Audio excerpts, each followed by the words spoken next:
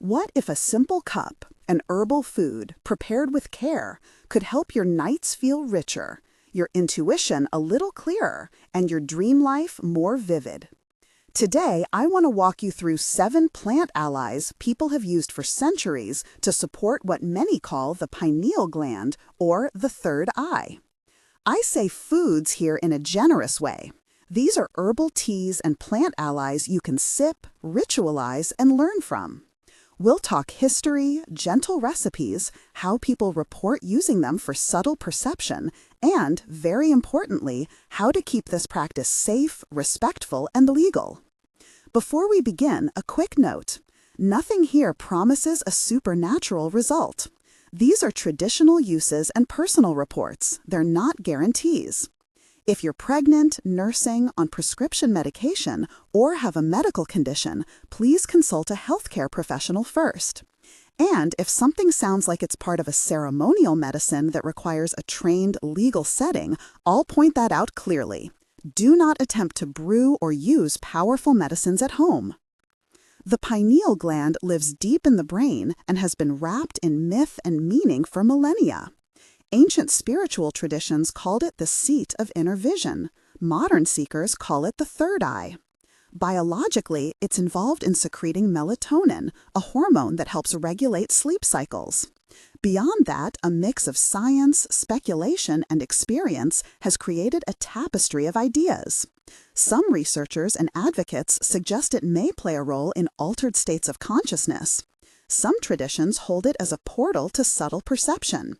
And many herbalists and ceremonial communities have long used specific plants to support dream work and inner clarity. For our purposes, think of the pineal as a sensitive organ that responds to light, rhythm, and the subtle chemistry of what we ingest. What follows are gentle practices and plant allies people use to cultivate more lucid nights, softer intuition, and a quieter inner environment where perceptions can shift. 1. Artemisia, mugwort family, often called a dream herb. Artemisia has a long, layered history. In Greek and Roman lore, it's associated with Artemis and threshold spaces. In folk European and Asian traditions, it has been used to guide dreams and night journeys. Many cultures brewed it as a pillow sachet or a tea before sleep to encourage vivid dreaming and to access the subconscious. How people describe it. Many practitioners report more vivid, filmic dreams and a clearer recall of dream imagery when they take Artemisia in the evening. Some say it opens a gentle channel to symbolic material without forcing intense visions. A conservative preparation. Use about 1 tablespoon of dried Artemisia per cup of hot water. Pour just off boil water over the herb, cover, and steep for around 10 minutes. Sip slowly 30 to 45 minutes before bed. This gives your nervous system time to settle. You can also put a small sachet of dried Artemisia under your pillow, if that tradition resonates with you.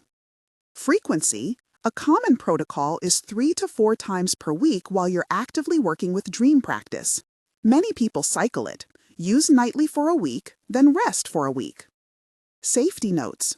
Avoid during pregnancy and breastfeeding. Artemisia can be stimulating to the uterine muscles in concentrated forms. If you're on medications, especially those that affect the central nervous system or seizure threshold, check with a health professional. If you have a sensitivity to strong aromatic herbs, reduce the amount. A brief ritual idea. Set an intention before sipping. 1 short sentence about what kind of dream you want. Clarity, healing, insight. Sit quietly, breathe 3 deep breaths, and let gratitude temper the invitation. Artemisia can be a subtle teacher. Approach with curiosity rather than force. 2. Lemongrass, capim limon, a familiar kitchen herb with a sacred shadow. In Brazilian and other South American contexts, lemongrass has been integrated into domestic ritual and plant bathing practices. Its bright citrus aroma tends to calm the nervous system while clearing mental fog, making it a gentle ally for meditation and dream work. How people describe it. Calming clarity, an easing of anxious mental chatter that creates space for subtler impressions. Many use it as a pre-meditation drink to center and ground intention. A simple recipe. Take 3 to 4 fresh stalks, or about 1 tablespoon dried per cup. Bruise the stalks lightly to release oils. Bring to a gentle boil in a cup or small pot for about 5 minutes. Then turn off heat and steep for another 5 minutes. Strain and drink, about 20-30 minutes before a meditation or before sleep if you want a soothing lead-in. Frequency. Lemongrass is mild and can be used more regularly. 3 to 4 times per week as part of your evening or meditative routine is a balanced place to start. Safety notes. Generally safe for most adults when consumed as a tea, but if you have low blood pressure or take medications that affect blood clotting or blood sugar, consult a clinician. People with citrus or grass allergies should proceed cautiously. 3. Mint plus rosemary, a pairing with roots in classical clarity practices. In ancient Greece and Rome, mint was used in offerings and to freshen thought. Rosemary was burned in temples to sharpen memory and support prophetic practices. Combined, they form a bright, clarifying infusion that many herbalists recommend for morning or daytime use when you want alert intuition and clear thinking. How people describe it: a mental sharpening, a feeling like fog being pushed back, allowing more precise inner nudges or impressions to come through. It's less about dream expansion and more about waking perceptual clarity. Preparation. Use about 1 tablespoon fresh mint leaves and 1 tablespoon fresh rosemary per cup. Pour just off-boil water over the herbs, cover, and steep for 8 to 10 minutes. Drink in the morning or early afternoon. Avoid late evening use if you find rosemary invigorating. Frequency. 3 to 4 times per week. This is a tea to include in your daytime ritual for intention setting and discernment. Safety notes. Rosemary in high doses can interact with certain medications and may affect blood pressure in sensitive individuals. If you have a seizure disorder, check with a clinician because many stimulating herbs have theoretical concerns. Mint is usually well tolerated, but if you have reflux or significant gastrointestinal reflux disease, GERD, peppermint may aggravate symptoms for some people. If you're enjoying this so far and finding new ideas you want to try, please tap the like button and leave a quick comment telling me which one you're most curious about. Your experiences help guide future videos and conversations. 4. Lavender, alphazema, the classic lullaby of herbs, but also a doorway into hypnagogic states. Lavender has a long ceremonial and domestic history across Mediterranean and Asian cultures, for sleep, for protection, and for softening the barrier between waking and dreaming. People often find lavender makes the hypnagogic threshold, the moments just before sleep, richer with imagery. How people describe it: a softening and widening of the space between waking and sleeping, increased capacity for dream recall, and a calmer nervous system that lets symbolic material surface more gently. Preparation. For a cup, use about 1 teaspoon of dried lavender flowers or a small handful of fresh flowers. Pour hot water, cover, and steep for 10 to 15 minutes. Sip 20 to 30 minutes before bed. While lavender is gentle enough that many people use it nightly, if your focus is on cultivating sensitivity around the pineal/third eye, a common approach is to include it 3 to 4 times per week to maintain clear, measurable cycles. Frequency. Nightly use is generally safe for most people, but for perceptual work, you may choose regular but non-daily integration 3 to 4 times per week. Safety notes. Lavender is generally well tolerated, but some people have sensitivities or allergic reactions. If you are pregnant or breastfeeding, speak with a clinician before regular use, though small culinary amounts are often considered low risk. If you take sedative medications, be mindful of additive effects. Keep the amounts gentle. 5. Damiana, a Mayan sacramental plant with a reputation for gentle opening. Traditionally used across Mexico and parts of Central and South America, Damiana has been associated with spiritual ceremonies, relaxation, and a warm, expansive sensation in the body and mind that some say supports meditative states and softer, more receptive awareness. How people describe it. A mellow lift, a softening of edges that helps people feel more open to intuitive knowing and heart-centered perception. In lower, careful doses, it can bring a warm, euphoric quality that supports meditation without overpowering. Preparation. Use 1 to 2 teaspoons of dried damiana leaves per cup. Pour hot water, cover, and steep for 10 to 15 minutes. Drink in the evening or before a dedicated meditation session. For some, mild effects are noticeable within 20 to 40 minutes. Frequency. Recommended sparingly, about once or twice per week rather than daily, to prevent tolerance and to honor its stronger energetic presence. Safety notes. Avoid during pregnancy and breastfeeding.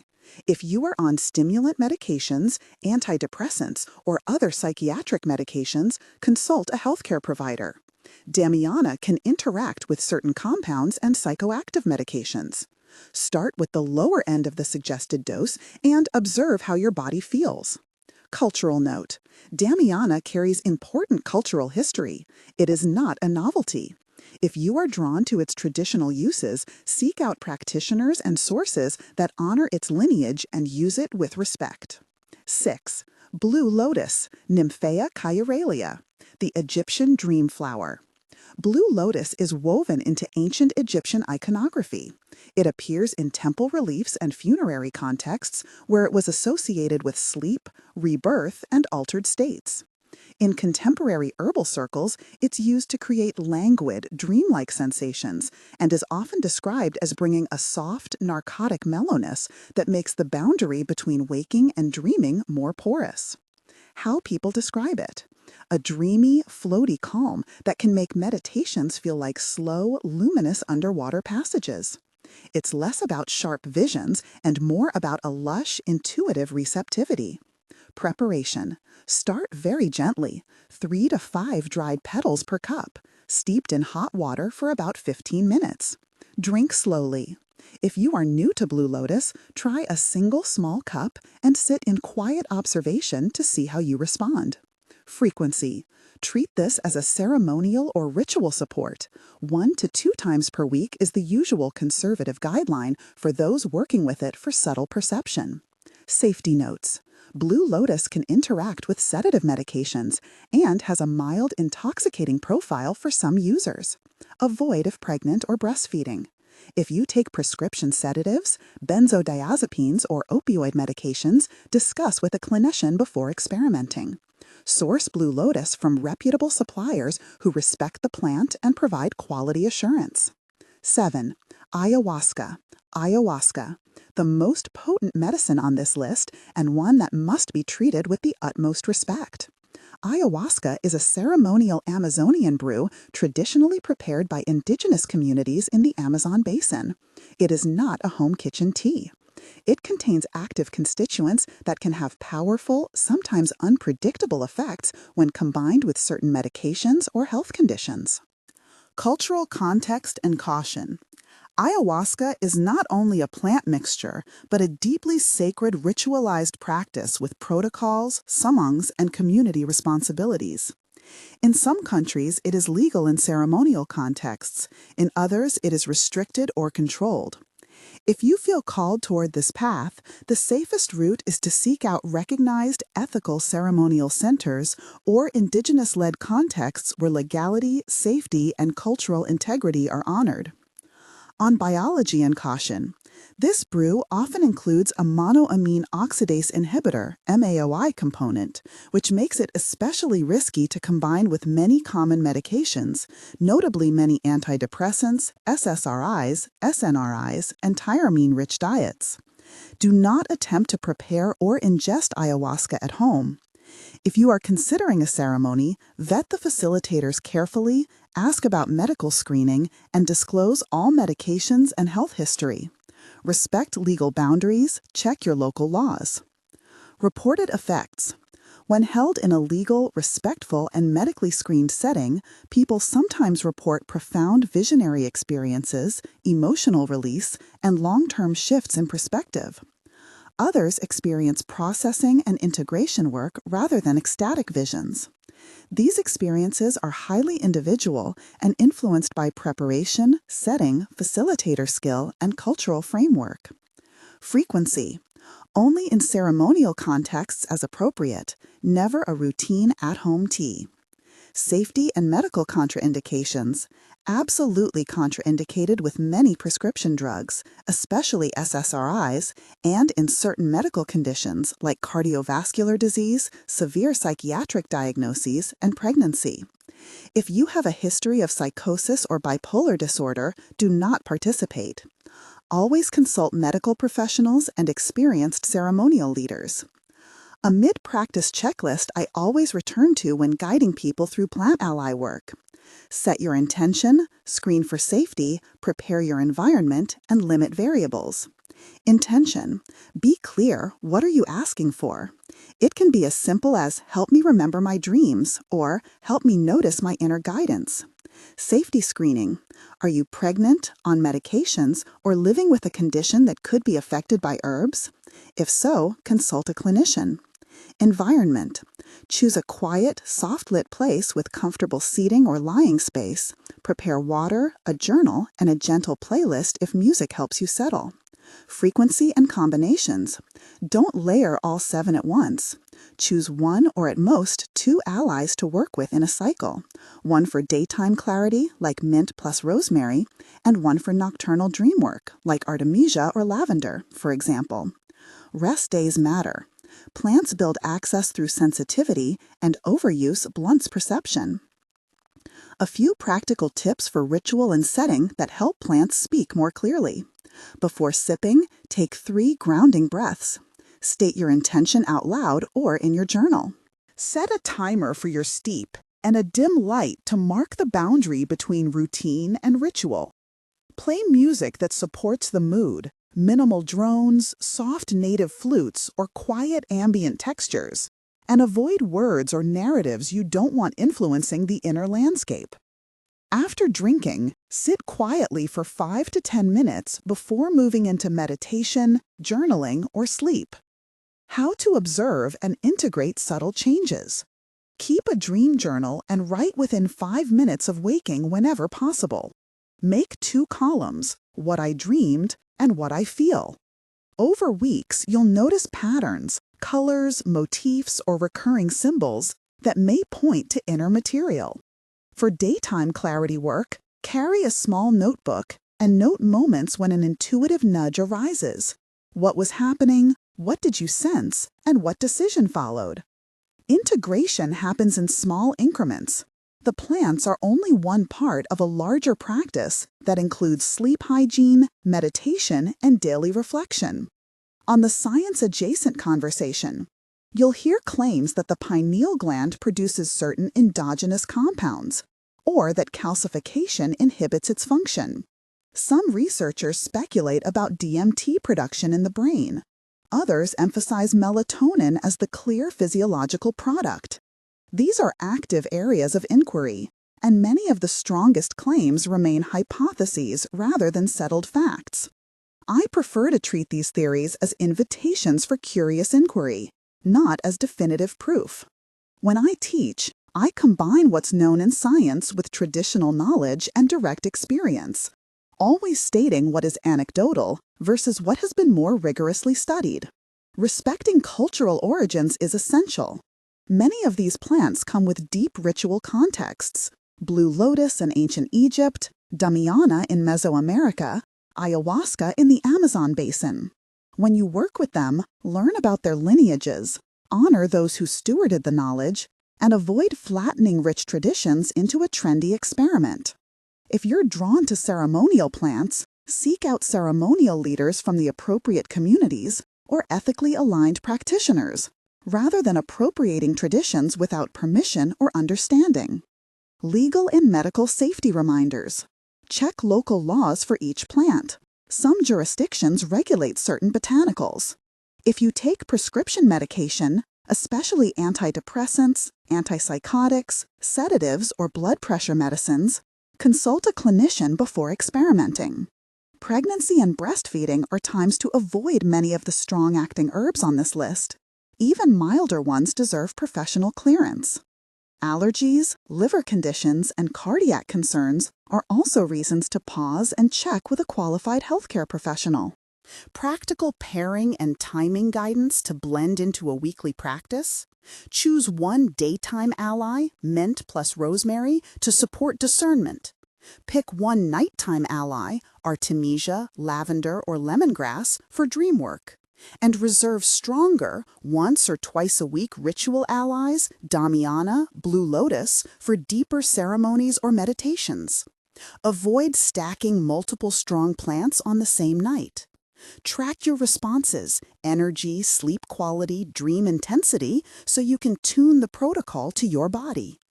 Integration practices that deepen whatever you notice. Dream journaling, write morning impressions, then sit with them and ask 3 questions. Who is speaking? What message repeats? What small action does this suggest for my day?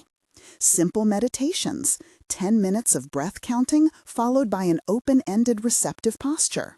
And creative making, draw or collage images that came up. Over time, these small rituals build the skill set of listening, which is more important than chasing immediate openings. A few final things about sourcing and ethics. Choose suppliers who are transparent about harvesting, fair trade, and botanical identification. Poorly identified herbs carry risks.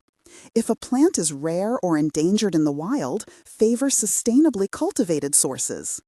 If you're drawn to ceremonial practices, prioritize facilitators and communities that are indigenous-led or that have clear protocols for reciprocity, consent, and cultural respect.